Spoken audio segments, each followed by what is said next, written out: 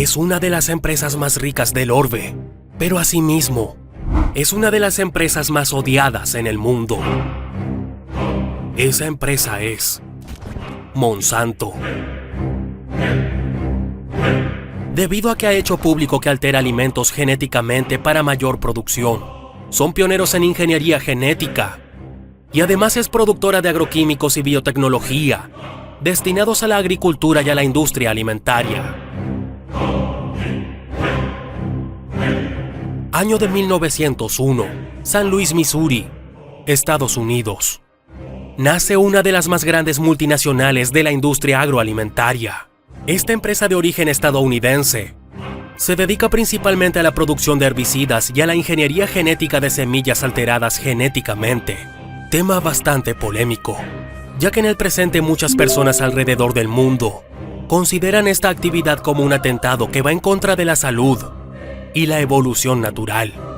No es raro hablar de este corporativo como un sinónimo de alimentos transgénicos. En la actualidad, esta compañía controla más del 90% de las semillas genéticamente modificadas en todo el mundo. Variedades como la soja, la canola, el algodón y el maíz. Pero, ¿por qué hacen esto?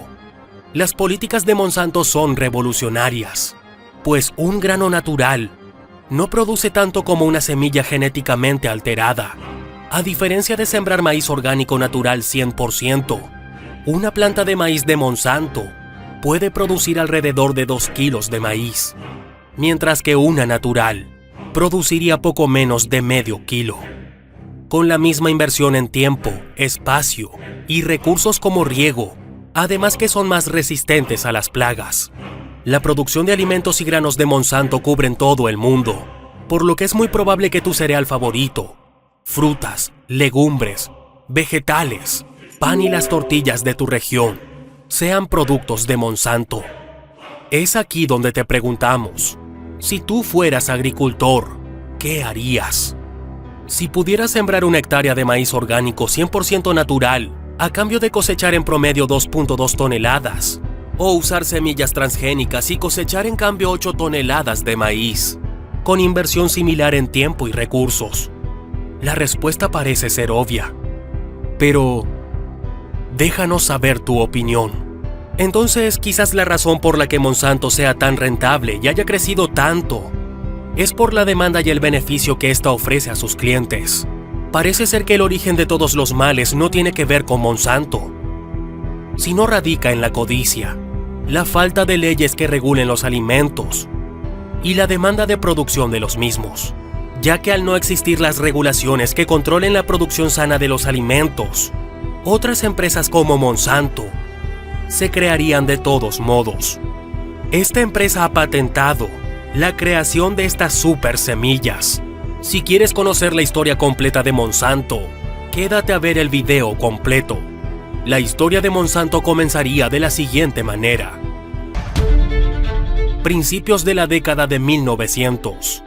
Monsanto fue creada y fundada el 26 de septiembre de 1901 por un químico veterano de la industria farmacéutica llamado John Francis Quinney, quien supo levantar la empresa con capital propio, bautizándola así en honor al nombre de soltera de su esposa Olga Méndez. Monsanto. La empresa nace bajo Monsanto Chemical Works. Desde su inicio, el objetivo de Monsanto nace bajo la idea de producción de semillas mejoradas para un mayor rendimiento en la agricultura, pues el químico experimentó seleccionando las mejores semillas para después ser plantadas y a su vez, las plantas eran expuestas a las plagas de forma que fuesen generando defensas para las plagas. John Francis Quinney después adquiere una farmacéutica en Missouri, donde manufacturó sacarina. Es un tipo de endulzante artificial apócrifo. Quizás la sacarina fue el primer sustituto de azúcar a nivel industrial, y debido a que ese endulzante era fabricado solo en Europa, Francis Quinney obtuvo grandes ganancias debido a sus conocimientos como químico. Sacarina. Este fue el primer producto que Monsanto sacó a la venta. A pesar de que se inventara en el año 1879, se trataba de uno de los primeros sustitutos de azúcar apócrifos creados por el hombre, y que a la postre se convertiría en uno de los endulzantes más antiguos. ya que este era usado principalmente para elaborar galletas, dulces o refrescos, entre otros alimentos. Pero, ¿qué efectos negativos tenía en la salud? Entre ellos, destaca la modificación de la flora bacteriana, que favorecería el aumento de peso en las personas y producía riesgo de padecer diabetes tipo 2. La inversión inicial con la que se fundó Monsanto fueron $5,000. John Francis Quinney solo puso $1,500 de su bolsillo, y los $3,500 restantes los obtuvo de préstamos. Además de un gran químico, claro está, era un emprendedor inteligente. El fundador tuvo un solo hijo llamado Edgar, quien en 1928 se hace cargo de la empresa. Poco tiempo después, en 1933, su padre, el fundador de Monsanto, John Francis Quinney, fallece, y Edgar, su hijo, hereda una empresa muy lucrativa. La empresa Monsanto era tan rentable en aquella época que desde que Edgar toma el mando de la empresa, no duda en vender parte de las acciones para la recaudación de capital. En 1929, la compañía Swan Chemical Company, adquirida poco después por Monsanto, desarrolló los bifenilos policlorados, PCBs por sus siglas en inglés. Este compuesto químico formado por cloro, carbón e hidrógeno fue muy alabado por su alta resistencia al fuego. Era utilizado como refrigerante de transformadores y en el transcurso de los años 60 también se utilizaron como lubricantes, líquidos hidráulicos, aceites lubricantes de herramientas, revestimientos impermeables y selladores líquidos. La Organización Mundial de la Salud, OMS, dio a conocer que al ser un químico muy persistente es considerado cancerígeno, posicionándose dentro de los 12 más dañinos para la salud. Aunque la fabricación de PCB se prohibió en los Estados Unidos en 1976, sus efectos tóxicos y perturbadores del sistema endocrino persisten en todo el mundo. Al paso del tiempo, Monsanto se convirtió en la empresa estadounidense con mayor presencia mundial. Edgar Monsanto Quinney, antes de jubilarse en 1958, la empresa valía unos $857 millones. En 1960, Quinney fue reemplazado como presidente de Monsanto por el químico de la empresa Charles Allen Thomas, uno de los fundadores del laboratorio de investigación y desarrollo de la empresa. Ahora Monsanto es el mayor productor de semillas transgénicas del planeta. Se encuentra por delante de DuPont y vende el popular y mortal herbicida conocido como Roundup. Monsanto ha sido conocido como el Mordor de la agricultura mundial, ya que en el imaginario popular, el nombre Monsanto se ha convertido en sinónimo de maldad. Pero yo te pregunto, ¿crees que un sustituto puede ser más benéfico que un producto natural? Tú tienes el poder del libre albedrío. Y como siempre, tu opinión es la más importante. Organizaciones defensoras de la naturaleza como Greenpeace han señalado los planes de Monsanto como el gran experimento genético de convertir la producción agrícola y alimentaria a nivel mundial. En el año 1941, Monsanto decidió enfocarse en el plástico y en el poliestireno sintético no biodegradable para empaquetar los alimentos, el cual es considerado el mayor responsable de los residuos peligrosos en una escala global. Pero, ¿qué efectos tiene sobre las personas? Bien, este potencial químico genera síntomas como depresión, dolor de cabeza, fatiga y debilidad. Los recipientes fabricados con este material son difíciles de reciclar. De esta forma, Monsanto deja tarea a otras empresas para que resuelvan el problema. Adicionalmente, sus consecuencias para el medio ambiente son desastrosas, ya que flota en el océano y se descompone en pequeños fragmentos de los cuales los animales se alimentan, y posteriormente a ellos los consume el ser humano. Algunos animales, como las tortugas, al ingerirlo, pierden la capacidad de sumergirse, y éstas mueren de hambre. El agente naranja, el envenenamiento de Vietnam. En el año de 1979, Monsanto se convertiría en el principal fabricante del agente naranja, un herbicida que fue utilizado como arma química, esparcido a baja altura en la guerra de Vietnam por Estados Unidos.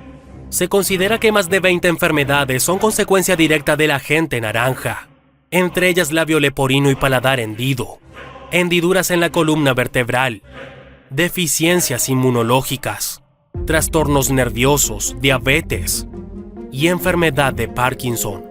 Se calcula más de 400,000 decesos causados por este agente, además de que cerca de 500,000 niños nacieron con defectos congénitos de nacimiento y más de 1 millón de personas quedaron con algún daño colateral, además de que los propios soldados americanos y sus familias también vieron afectada su salud.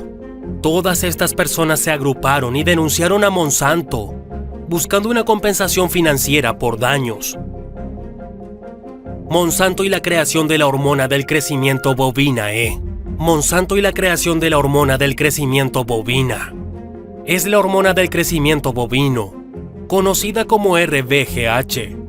Esta es una hormona dañina, ya que es modificada genéticamente y que fue desarrollada para ser inyectada en las vacas, y así de esta forma aumentar la producción de leche. Es importante mencionar que las vacas sometidas a esta hormona sufren un dolor insoportable debido a la inflamación que sufren en las ubres. Y bien, ¿qué efectos dañinos tiene en el ser humano? Es principal responsable de producir cáncer de mama, colon y próstata. Es por eso, por lo que utilizarla está prohibida en países como Canadá, Japón y Argentina, aunque en muchos países se continúa usando. Querido usuario, recuerda que es de vital importancia suscribirte y activar las notificaciones para estar al pendiente sobre un nuevo video. Si hasta aquí te encuentras asombrado, déjame decirte que existen más productos que podrían estar en esta lista. Antes de continuar, ¿recuerdas qué son los alimentos transgénicos? Los alimentos transgénicos son aquellos que han sido producidos a partir de un organismo modificado mediante ingeniería genética y al que se le han incorporado genes de otro organismo para producir las características deseadas. Suena maquiavélico, ¿no lo crees? Es como armar un Frankenstein de piezas de Lego, de un artefacto con otro. Continuamos. Cultivos genéticamente modificados y la semilla Terminator. A principios de 1990, Monsanto comenzó el empalme de genes de maíz, algodón y soya, entre otros tantos. La multinacional afirma que los cultivos genéticamente modificados podrán alimentar al mundo y que tienen más nutrientes y resistencia a la sequía. Sin embargo, los agricultores no lo creen así, pues cada vez se ven más afectados y obligados a usar más y más químicos, debido a las nuevas malezas, ya que estas también se vuelven más y más resistentes. A finales de 1990, Monsanto desarrolló una tecnología para producir granos estériles, es decir, incapaces de germinar. ¿Pero con qué fin? De esta forma los agricultores debían comprarle a Monsanto cada año nuevas semillas, en lugar de poder reutilizarlas. De hecho, con el paso del tiempo, Monsanto elaboró un contrato en el cual los agricultores se comprometían a no reutilizarlas. Absurdo, ¿no lo crees? Incluso aplicó una ley llamada Ley Monsanto.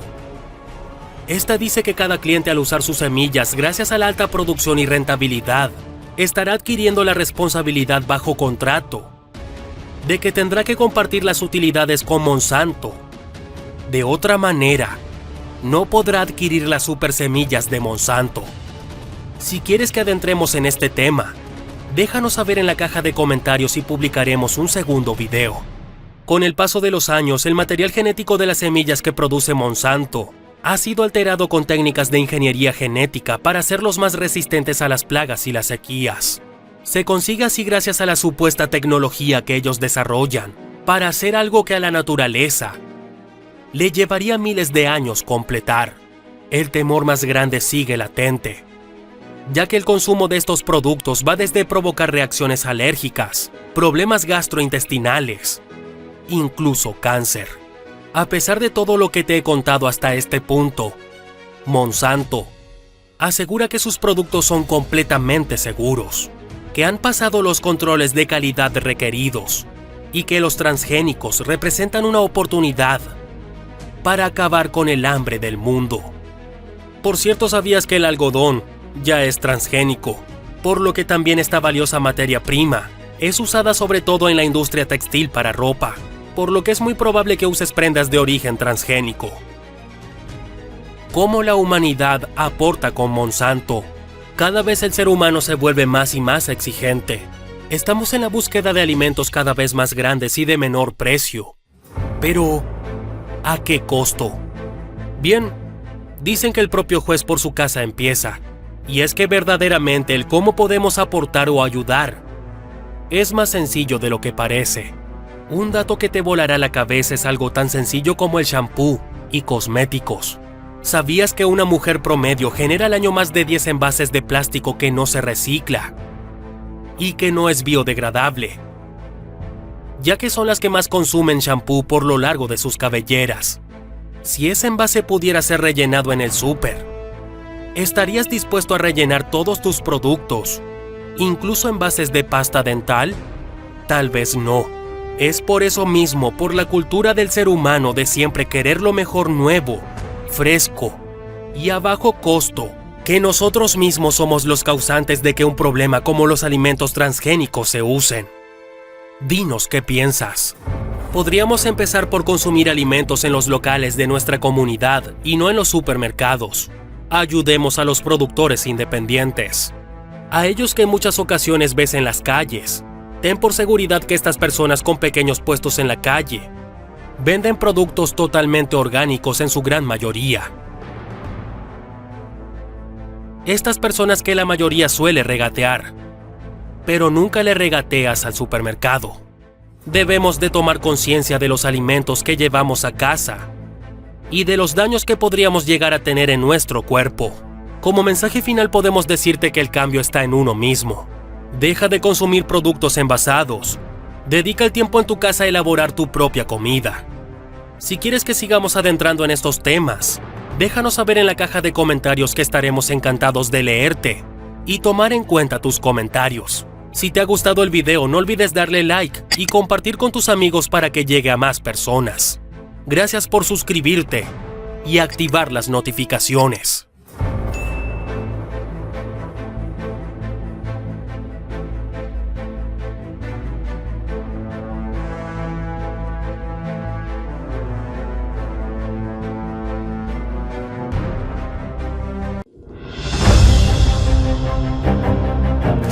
¿Quién es el dueño de Coca-Cola? ¿Quién está detrás del imperio refresquero y de la bebida más famosa del mundo? Toda clase de leyendas, mitos, historias y teorías de conspiración rodean a esta famosa bebida. Desde hace más de 130 años de su creación se siguen escribiendo leyendas acerca de esta enigmática bebida. ¿Por qué incluso familias de escasos recursos son capaces de disminuir su presupuesto en alimentos, pero nunca les falta una Coca-Cola fría en su mesa? ¿Conoces a una familia como esta? Seguro que sí. ¿Sabías que en México es el único país donde venden botellas de 3 litros de esa bebida? ¿Por qué la comunidad latina es la que le agrada más esta bebida? Coca-Cola es la marca de refresco más popular en el mundo. Familias de toda clase y en cualquier tipo de situaciones sociales la eligen para disfrutar de su dulce sabor. Pero, ¿quién es la cabeza detrás de la mítica Coca-Cola Company? La respuesta es que sí existe una persona en el planeta que está detrás de este gran negocio. Y en este video revelaremos su identidad. ¿Quién es el dueño de Coca-Cola? Permanece en este video y conocerás toda la verdad.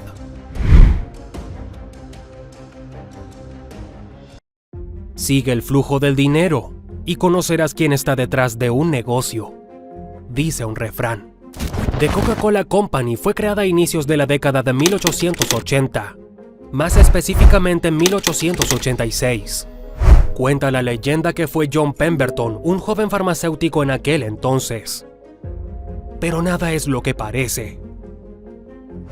Pues existe un relato de un contemporáneo que indica que esta receta fue vendida por un viejo médico que se presentó a la farmacia de Pemberton, quien le vendió la receta de un jarabe energizante por $500. Si deseas conocer a fondo esta historia, te la hemos dejado en la pantalla final de este video y en la descripción de este mismo. Coca-Cola se funda oficialmente por Isaac Candler en 1897, tras comprarle a su vez la receta a John Pemberton, la misteriosa receta secreta a su segundo creador desde 1886. ¿Qué es lo que hace a Coca-Cola tan especial? Se trata de una combinación única de sabores en cantidades cuidadosamente dosificados para dar con el sabor y el balance perfectos. Algunos de los misteriosos ingredientes que incluye son la nuez cola, de origen africano, naranja, canela, cilantro, limón y vainilla. Esta fórmula ha sido cuidada por los dueños de la compañía durante décadas y permanece escondida en una bóveda de ultra seguridad en el mundo de Coca-Cola.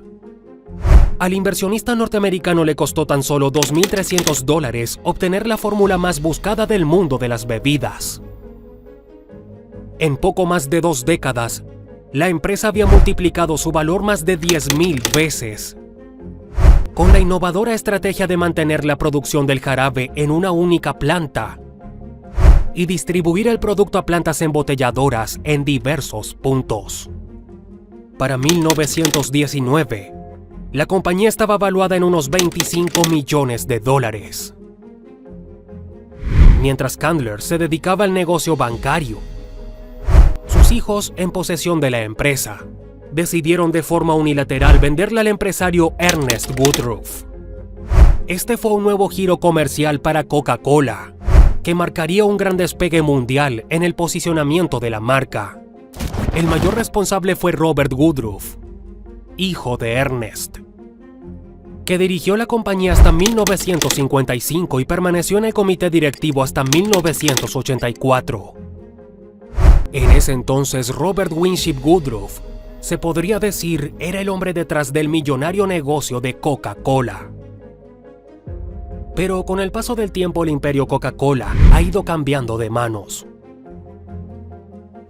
Desde el inicio de la década de 1950, The Coca-Cola Company opera en el mercado bursátil.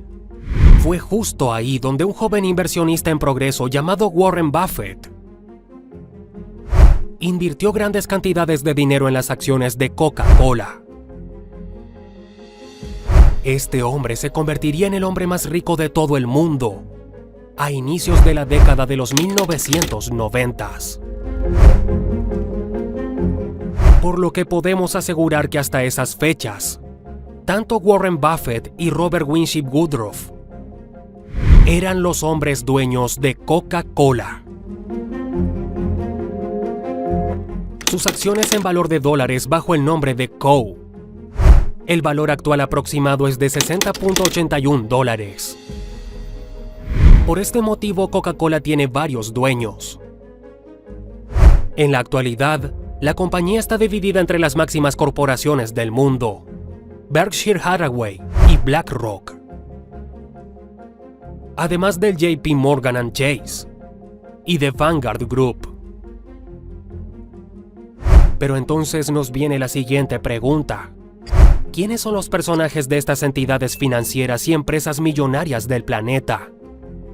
Sigue el flujo de dinero y llegaremos a ellos. JP Morgan Chase & Company, fundado por el magnate empresario y banquero estadounidense que dominaba el mercado financiero de Estados Unidos, John Pierpont Morgan, y actualmente los socios mayoritarios de esta empresa vienen siendo su descendencia, es decir, la familia Morgan. Berkshire Hathaway, el fundador de este holding que tiene más de 70 empresas, es el mejor inversionista de toda la historia, Warren Buffett. Con más de 90 años en la actualidad, sigue siendo en su mayor parte de las veces asesor de finanzas y economía de los actuales presidentes de los Estados Unidos. The Vanguard Group, fundada en 1975 por John Bogle, un gigante gestor financiero similar a BlackRock. Es la mayor gestora de fondos de inversión del mundo y el segundo proveedor de ETF después de iShares. Pero si queremos conocer el rostro del hombre que está detrás del mayor imperio refresquero que el mundo ha conocido y principal accionista de Coca-Cola, tenemos que mencionar primero a BlackRock. Es un gigante de la gestión de inversiones.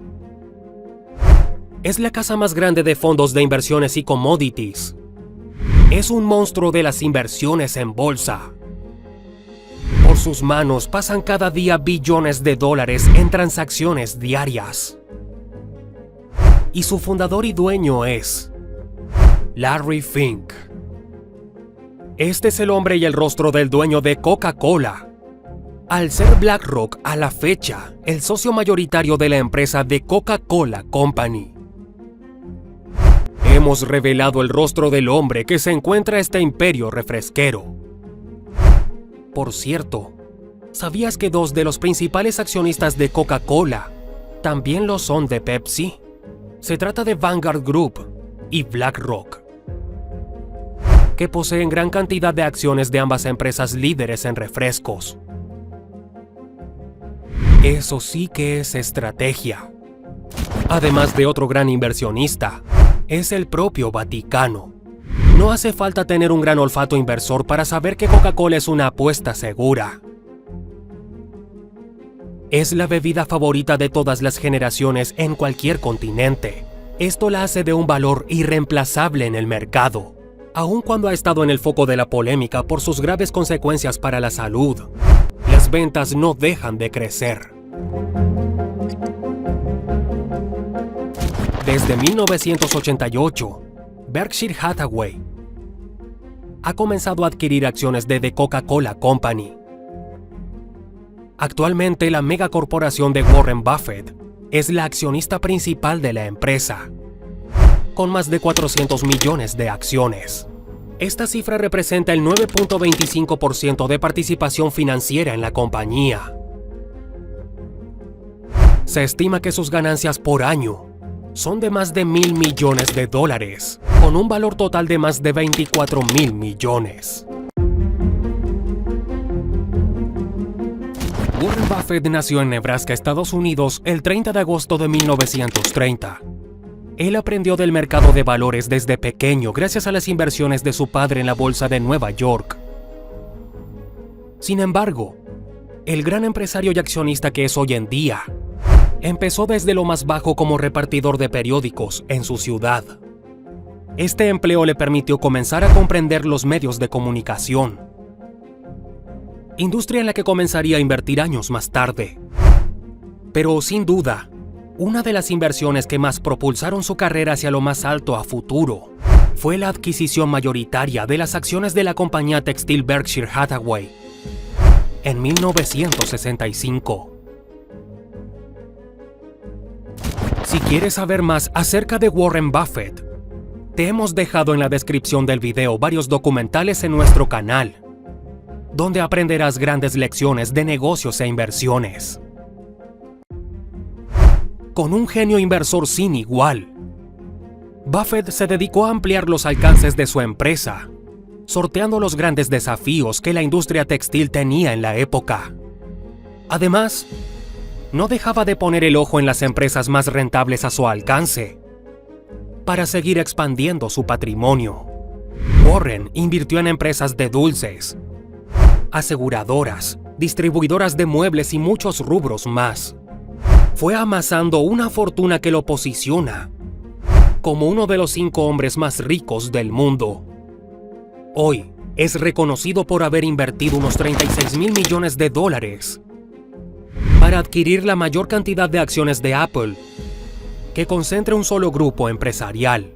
En la cartera de inversiones de Warren Buffett, además de Coca-Cola, encontramos empresas como Apple, de la que posee el 42.8%, Bank of America, con el 11.4%, American Express con un 7.8%, Chevron Corporation, de la que ostenta el 7.13% de acciones, y un 3.5% de Kraft Heinz Corporation, entre otras.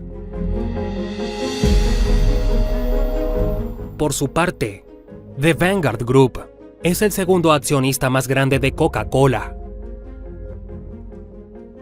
La empresa cuenta con el 8.4% de las acciones, un total de 363.258.425 acciones.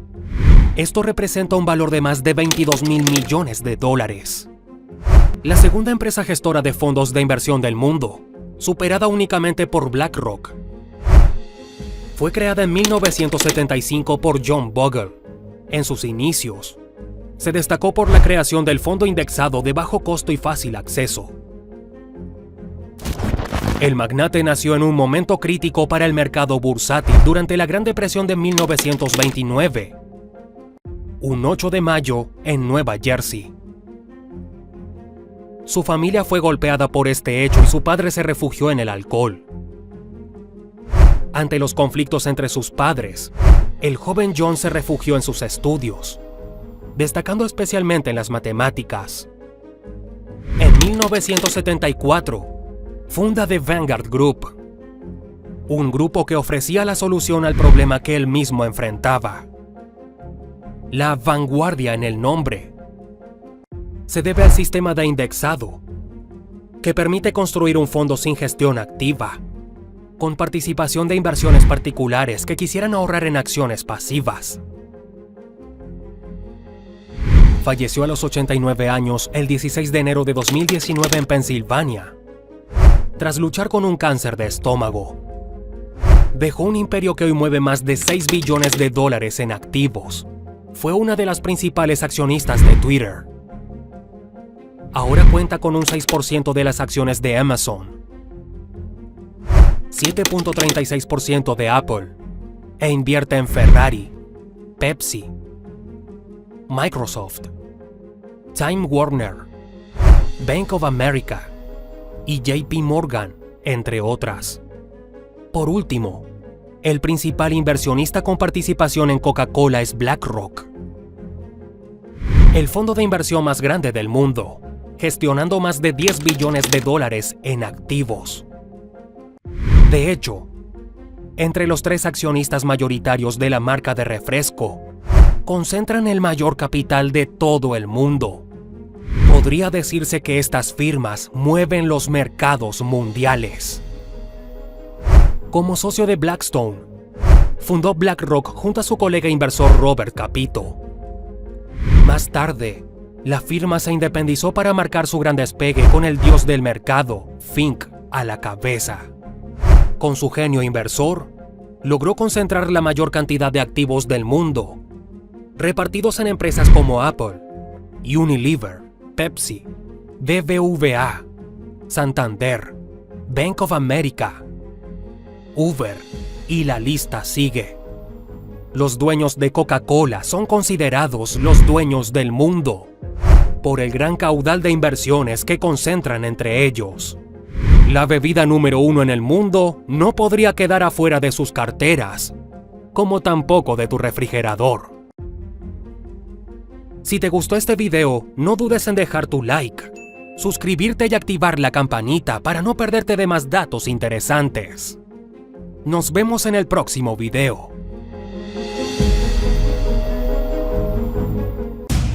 Un lucrativo negocio llamado agua embotellada es llamado el engaño más grande de las últimas décadas. La gran estafa del agua embotellada es en verdad uno de los negocios con más rentabilidad en la actualidad. Todo este engaño fue planteado a mediados de la década de los 80s. A las empresas les llevó solo 10 años convertirlo en una realidad, pues lograron embotellar el agua de bajo costo y venderla en un precio 30 veces mayor de su precio normal.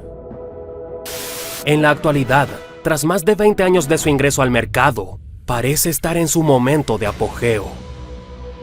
Hablamos del agua embotellada, un producto que ha sido objeto de una de las estrategias de marketing más grandes y controversiales de todos los tiempos. Todo comenzó de la siguiente manera. Mediados de la década de los 1980s, las principales compañías de la industria alimentaria, como son The Coca-Cola Company y PepsiCo, Están dispuestas a crear una necesidad en la gente que no existe. Esto es hacerles comprar el agua en botellas. Pero, ¿el agua es gratis porque la gente quería comprarla? Es justo aquí donde entra una de las mayores conspiraciones de las empresas y un ejemplo claro de cómo nos manipulan. Pues expertos en marketing y neurociencia han jugado con tu cerebro y ni siquiera lo has notado. ¿Cómo se pasa de obtener agua prácticamente gratis a pagar hasta un 300% más por ella? Los hechos han sido claros. Una botella y un mensaje. Este es un negocio inventado. La gente no tiene la necesidad de comprar agua en botellas. Quédate hasta el final y descubre cómo se hizo de un derecho humano, el mayor de los monopolios de la historia moderna. El comercio del agua embotellada se remonta al siglo XVIII, cuando los más pudientes comenzaron a recolectarla y venderla en envases de vidrio moldeado por inmersión. Pero el mercado no adoptaría las dimensiones que hoy ostenta hasta la llegada de una fuerza gravitacional de dos hechos, una invención y una campaña. Nathaniel Wyeth, un inventor e ingeniero mecánico estadounidense, patentaría hacia 1967 el tereftalato de polietileno, mejor conocido como PET. En otras palabras, descubrió y patentó el material que hoy sirve como envase para el agua. Luego, la publicidad entraría a jugar a favor del mercado del agua embotellada. La empresa francesa Perrier lanzó una campaña cuyo impacto en la sociedad se transformó en 75 millones de ventas. Así en los 70s quedó marcado el inicio del presente. Con el paso del tiempo y la ayuda de las grandes corporaciones, el agua pasaría de ser un bien común a un bien económico, a un producto alimentario. Por tanto, según las palabras de Peter Brabeck, exdirector ejecutivo de Grupo Nestlé, debería tener un valor de mercado. Esta campaña fue vigilada muy de cerca por las principales refresqueras. 10 años pasaron y a mediados de la década de los 1980s, tenían todo planeado. En la historia de la humanidad, el hombre siempre ha buscado la cercanía con el agua. Las grandes civilizaciones como las egipcia, romana y griega deben su desarrollo como sociedades debido al dominio sobre las aguas cerca de las que se asentaron. Los unos y los otros se caracterizaron por la construcción de presas, alcantarillados, baños públicos e incluso acueductos que todavía siguen en pie. El proceso de una civilización está condenado por el acceso al agua. En tiempos de la antigua Tenochtitlán, la cultura azteca dominó el riego y agua potable en las comunidades con acueductos desde el lago del Valle de México, una muestra clara de haber fundado una de las ciudades más modernas de su tiempo. Este grande progreso fue gracias al acceso inmediato al agua. Esta supremacía basada en el líquido vital es aún visible en nuestros tiempos. La sombra de naciones como Ucrania e Israel ha llegado a proyectarse sobre pequeñas sociedades aledañas por el control del agua. El agua es extraída de fuentes subterráneas y manantiales de agua natural. A este tipo de líquido se le conoce como agua dulce, que se diferencia principalmente del agua salada de los mares.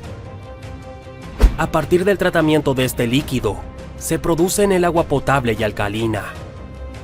Esta última caracterizada por necesitar un nivel específico de pH para cumplir sus reconocidos y supuestos beneficios. Ahora bien, la industria del agua embotellada trabaja con dos tipos de agua principalmente. Estos son agua de pozo y agua mineral. En esencia, se trata de agua dulce, pero la variación se presenta primero por sus orígenes y segundo por los minerales naturales que caracterizan al agua mineral. Hoy por hoy México es el país con más consumo de este tipo de productos, un logro del que tres grandes nombres forman parte: Danone, Coca-Cola y PepsiCo. Esta triada de empresas controlan actualmente la manufacturación de agua embotellada bajo sus respectivos sellos. La empresa francesa Danone lidera el mercado con su marca Bonafont. Le sigue Coca-Cola bajo el nombre Ciel. Y luego PepsiCo, cierra el círculo con la reconocida Epura. Cuéntanos de qué país nos ves y menciona las marcas más reconocidas de agua que consumen en tu región. Este negocio les era más que una necesidad de crearlo para las empresas de la industria refresquera. Pues recordemos que las empresas refresqueras les era ideal crear este negocio, pues ya contaban con toda la infraestructura para embotellado de agua. Además que esta ya la tenían en sus fábricas, pues solo le adicionaban jarabe y gas para crear los refrescos. Entonces, ¿qué más daba vender agua embotellada si ya tenían todo para venderla? Solo les faltaba crear la necesidad en las personas. Como dato histórico, cuando los primeros cines cerrados comenzaron a operar en los 1930s, donde la gente asiste como en la actualidad, no se vendían ningún tipo de refrigerio, ni botanas como sodas, palomitas malteadas y aperitivos como en la actualidad. Los cines querían vender todo tipo de chucherías y comida, pero la gente no estaba acostumbrada a consumir alimentos mientras veían una película. Entonces comenzaron a aparecer mensajes subliminales de fracciones de segundo antes de las películas, donde mostraban a personas en el cine con palomitas, imágenes de sodas y hot dogs. Y entonces se hizo la magia de la influencia en el cerebro de las personas. Y en tan solo 3 meses las personas pasaron de ver películas sin consumir alimentos a tener un bote repleto de palomitas y sodas en sus asientos. Es por ello que las empresas invierten tanto en publicidad en televisión y ahora en internet, porque saben que pueden llegar a millones de personas y de ese modo ubican su producto que finalmente las personas terminarán comprando. Estas empresas refresqueras esencialmente, sus campañas están enfocadas en una idea de bienestar. Ciel, por ejemplo, te repite: ganas de estar bien, ganas de estar Ciel. La firma de PepsiCo, en cambio, alude a otro campo. Epura, agua pura y nada más. Estas empresas aparecieron en la escena a mediados de los 90s y desde entonces han competido en el campo de la explotación de acuíferos. Esta es una de las razones por la que en ocasiones se provocan indumentos de tierra en la superficie, como socavones. Así, a lo largo de 2 décadas, la idea del agua comenzó a cambiar por los exitosos mensajes de estos inventores del negocio. En general, la forma en que la sociedad veía el agua pasó a llamarse bienestar, libertad, individualismo, juventud, medio ambiente y, aunque pocos se han dado cuenta, necesidad. El agua era ahora una necesidad desde el punto de vista de mercado. Así, el agua embotellada tomó fuerza bajo la premisa de que era, ante todo, la mejor alternativa para nosotros. Una idea que atacaba indirectamente al agua del grifo y de manera directa a las gaseosas y bebidas azucaradas. Agua purificada, mineral y mejor en todo aspecto. Ahora, el problema con este producto y su fuerte impacto en la sociedad es que se basa en verdades a medias o mentiras. Y si te dijéramos que mucho de lo que nos han dicho es más falso que cierto, que el agua embotellada es un producto tan contaminante para el medio ambiente como para el ser humano, es el plástico nocivo para alimentos, ya que este, al estar hecho de derivados de petróleo, jamás deja de contaminar al producto que contiene. Es por ello que la mejor forma de conservar o almacenar un producto sigue siendo el silicio, que es el vidrio común que conocemos. Expertos e investigadores han demostrado que la base del mercado del agua es una falsedad. Una cruda mentira está detrás de esta campaña de marketing sin precedentes. La fuerza de producción capitalista se vio en la obligación de adueñarse de tierras cercanas a manantiales de agua y de aumentar exponencialmente la fabricación de botellas de plástico. ¿Sabías que en la década de los 1990s hubo campañas de televisión donde abundaban noticias sobre el cólera en niños por agua contaminada? Esta pandemia de cólera por virus en el agua causó terror en la década de los 90s. Puedes preguntar a familiares más grandes o a tus padres, y seguro lo recordarán. Bien, esto en gran medida era para desprestigiar el agua de grifo, asegurando que esta agua podría matarte. Y era mejor consumir agua de garrafón, pues era purificada. Después de haber infundido el miedo en la sociedad, Lanzan campañas de personas felices tomando agua embotellada, diciendo que es lo mejor, que es saludable y mencionando la marca en todo momento. Sin embargo, ¿sabías que el costo a largo plazo de consumir agua de garrafón, además almacenada en un recipiente plástico, es un mal hábito de consumo? Pues lo ideal sería consumirla por medio de un filtro de buena calidad instalado en tu hogar, y de ser posible almacenarla en una garrafa de vidrio, o de ser posible de cobre, pues estos materiales tienen propiedades en las que es difícil la proliferación de bacterias, sobre todo el cobre. Es así que detrás de la premisa del bienestar físico se encuentra la de un agua de calidad y la del planeta más verde, en la que hoy la mayoría de este tipo de empresas se escudan. Es todo por cuanto la sociedad ha dicho: sí, pagaré por esto, por estar más sano, por ayudar al planeta, por un agua más pura. Tanto en Europa como en América los números han ido en un aumento increíble, donde ciudadanos hoy consumen el triple de agua, y el mercado de este producto rebasa los miles de millones de dólares. El agua embotellada es el primer producto de consumo a nivel mundial, por encima de los jugos, gaseosas y cerveza. Este consumo sin barreras es el mismo que ha llevado a esta industria a estar en la mira de los que se preocupan por el futuro de nuestra actualidad. En un trabajo de investigación llevado a cabo por el equipo del diario The Guardian, apuntan que 20.000 botellas de plástico son fabricadas por cada segundo que pasa. Por otro lado, se estima que a este ritmo tendremos más plástico que peces en nuestros mares para el año 2050. Desafortunadamente, son datos demasiado grandes para los intentos de las mismas multinacionales por cuidar el planeta y reciclar el material. El PET es altamente reciclable, es cierto, pero los esfuerzos actuales no se comparan a las fuerzas de producción y consumo. Un consumo, además, compuesto en su mayoría por sociedades poco instruidas en temas ecológicos y o ambientales. El plástico termina en calles, vertederos, mares y por donde quiera que camine el hombre. El reciclaje no practicado y nuestra situación actual con la crisis climática motivó investigaciones cuyos datos son alarmantes. En realidad, hasta 13 millones de toneladas de plástico terminan anualmente en el mar, un hecho cuyo reflejo lo vemos hoy en la conocida Isla de la Basura, en el Océano Pacífico, un mar de basura que se estima abarca hasta 17 millones de kilómetros cuadrados. Estos problemas devenidos del plástico no son los únicos presentes. La sobreexplotación de acuíferos puede tener consecuencias negativas, como el gradual encarecimiento del agua. Estas prácticas fueron señaladas y no dejadas fuera de la lista de sospechosos al socavón que tuvo lugar el año pasado en Santa María, Zacatepec, Puebla, México. A pesar de que las causas siguen sin aclararse del todo, llaman a este suceso un posible efecto de la sobreexplotación de pozos y acuíferos. Según los expertos, estos trabajos debilitaron la zona en la que hubo, alguna vez, un cuerpo de agua. Con una profundidad de 45 centímetros, este hoyo en la tierra se fue expandiendo hasta alcanzar la vivienda de una familia que hacía 2 años había adquirido el terreno. El terreno tuvo que ser abandonado, y hoy, una simple pisada puede producir que este socavón sea grande.